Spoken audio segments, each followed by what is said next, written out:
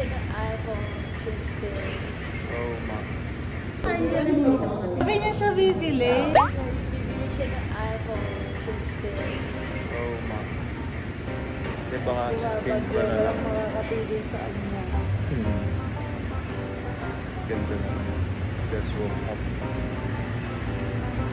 May naka-ano ako siya. Si Paul Winwin. Si Winwin. Kaya kahit medyo pa isa. Nabudol siya ni Madam. Nabudan. Sige, ganito na lang din para pares tayo. Madam, 16 Pro. Sabi niya siya bibili. Ay, bawal Ay, magsabi sabi. nun. May mga case. Kasi galing kami, ano kami? Ano yung Hong Kong? Oh. Ang mahal. Sa airport. Hindi siya sa mismong power. Sabi niya siya bibili. Nag-aayos akong paninda ng mga labubu. Niyaya ako dito sa Tagaytay. Bibili daw siya ng iPhone. Tignan niyo, ang itsura ko. Mukha akong kakagising. Tapos dalawa pala bibili niya. Isa sa kanya, isa sa akin. My God. Ang ganito muna, iPhone 16 Pro Max, 1TB Desert Titanium, iPhone 16 Pro, 256GB Desert Titanium, tapos dalawang high machine na clear case, isang Pro, isang Pro Max, ito pa free lang na po. Kuha din po kayo ng 10 glass 16 Pro Max. Ayan, free din yan. I-charge po natin siya. Sige, tirang na lang, tirang ka na lang yung card, kapag. Baliw. Tama, wala pa akong ligo. Pinapunta ako dito sa Tagaytay. Happy ka? Hindi. Hindi. Kasi ang bigat ng cellphone niya sa akin, basag. Kasi hindi pa naman sira yung cellphone ko. Walang bibili hanggat di sira. Kanya sira, kaya pinayagan ko siya bumili. Sabi niya kasi siya yung bibili. Tapos ending, ako nabila mo ng malaki. Para sa baby yan. May pang picture ang baby. Wala Kaya, ba, Daddy? kausap ko na si ano. Sa kanina. Pinapak niya ako, guys. Dap. Meron kayo Baliw 16 ka. Pro. Ayaw niyo bumili ng siya lang. Gusto niya ako din. Nagigilty ka pag ikaw lang. Ayan na. Pag-isipan ko, surprise ko sana may. Ay, dalawa ko nga. Daming benta ni Sir ngayon, no? We? Sana all. Silid-silid. Kanina pa? Oo, kanina. Kasi kayo lang ata may stock, no? Oo. Oo, kasi tinawagan ko Evia. Tapos Dasma, 13, wala eh. Pati sa, ang mahal naman sa ano? Sa Gen B, yung phone 16 Pro Max, 16 Pro, 120. 16 Ay, Pro Max. baliktad sir. Sa kanya daw yung Sa kanya 16 Pro. May dalawang 16 Pro Max, sir. Ay, baka bali. Mali. Ay, punch na. Sabi ko sa kanya, hindi ko naman kailangan mag-upgrade. Dahil di man sira cellphone ko. 13 Pro Max pa cellphone ko, guys. Ilang taon na. Puno na kasi yung ano mo eh. Same price lang? Yes po, same. Ay, same. Naging Pro ka, sir, ah. Oo, okay lang. Baliw yun. Gusto ko maliit. Surprise talaga yung sinisama niya. Kaya nga. Nag-usap namin. Ikaw ang birthday, ah. Dapat 16 Pro Max, right? Oo. Yung ake. Yung sa akin. Oh. Pero magkano yun? Eh, ayoko na. Eh, gusto ko matry na date naman. Oo nga, kasi nababagsak Kung na hindi, kasi. sir, so, rin ako sa malaking device, eh. Di ba? Year warranty po yung parehas, wala po siyang 7 days replacement po. So if ever na magkaroon po siya ng manufacturer defect or problem po sa device, direct na po kayo sa service center po. Kagabit na lang po. Festival Mall Alabang po. If tama naman po yung device and storage po, unboxing na po parehas. Unboxing. Boxing. Dalawa. Sabagay, dati sabay din tayo. Ah, sabay din natin yung binili, no? Oo nga. Kaya ano? Sabay mag-upgrade. Ah, magka-cellphone pa nga. Bigla. Pangit Ay, ang talaga pangit mo. Pangit talaga mag-unboxing ni boss. Yung gano'n. Pa-physical check po kung may mga gas-gas po or din sa mga gilid. Tapos kung wala po, kabit ko na muna kagad yung mga tempered mo. Ang ganda ng kulay. Gold. Ito po ba yung bagong kulay? O Parang supportive Pro Max yung iniba lang pangalan. ah! Gawa kasi Apple.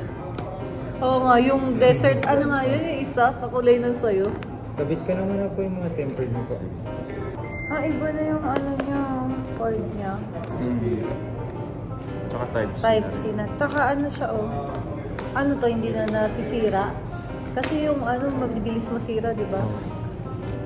Sabi pa naman ni Kuya kagabi, ano, sabi, bumili kayo sa Hong Kong dalawa. Sabi, hindi.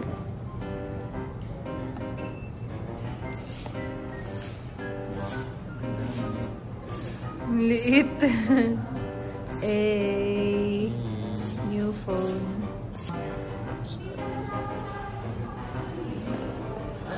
You happy? Yeah. Hindi na... How happy?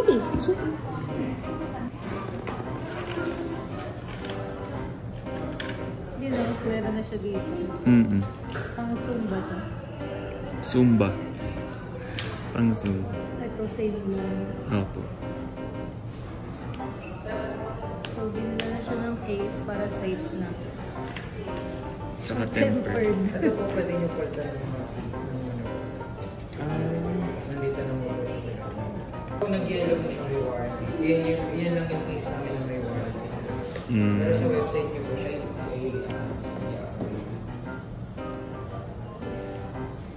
so hindi ka pa mapipindot to? ano po yun? Pindot nyo. Wala pa. Wala siya. Yan, hello. Default ka, default. Parang walang ano ah. Tempered ah. Paano ba? Hintayin mo lang. Hindi ko i-back up. Wag na. Gusto mo ba i-back up? The Bluetooth device. What may the Bluetooth device? Guys, so i-review natin yung iPhone 13 Pro Max, iPhone 16 Pro, tapos iPhone 16 Pro Max. Ito yung old phone ko. Tapos ito yung binili sa akin ni Daddy. Tapos ito naman yung sa kanya. So, pag bumili ka ng iPhone sa Power Mac, ito yung kasama. Tapos may libreng adapter. Yun lang. Wala siyang anything. Naka-unbox natin na. Ayan. Ayan ang laman niya. Ayan. Tapos ayan. SIM ejector. Tapos yung mga manual. Tapos yun na. Wala na. Wala nang anything. Wala namang sticker. Wala lang. Ay, may cord pala siyang kasama. Yun lang. Cord ang kasama niya. Tapos, eto, libre. Sana siyang mga earphone, sticker, or kahit ano man. So, yun. Sobrang gaang lang ng box niya.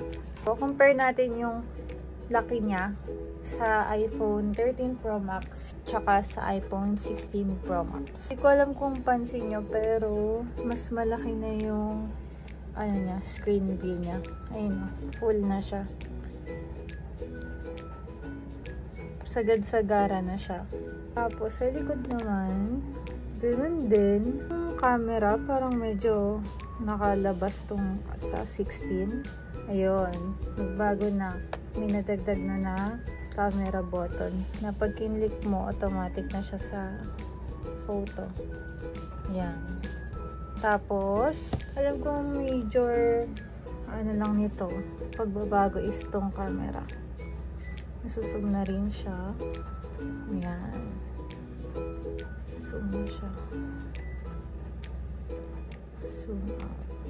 Dito na siya nako-control. Tapos nga pala dito sa power keme niya, Type-C na to. Tapos ito yung sa usual na iPhone dati. Si iPhone 16i, Type-C na. Pati si Pro. Yung difference nila sa laki. Sobrang gaang nito. Ito medyo mabigat, pero mas magaang siya sa 13 Pro Max. Tapos yung home screen niya, ayan, naka-customize na. Pwede na siyang, yung apps niya sa home screen. Pwede na siyang nakaganyan. Hindi lang siya nakasiksik dito. Pwede mo na siyang i-customize. Ayan. Tapos, pwede mo siyang igilid kung anong design mo gusto. Tapos, nababago rin yung color niya. Yun, pwede siyang dark, automatic, and tinted. Ayun. Nagiging ganyan na yung color ng mga apps. Pinaka major update din dito yung AI. Kaso, hindi pa siya updated ngayon eh. So, di pa natin siya masusubukan. May bago pala sa features ng camera. Meron siyang spatial mode. Hindi ko pa siya na-explore.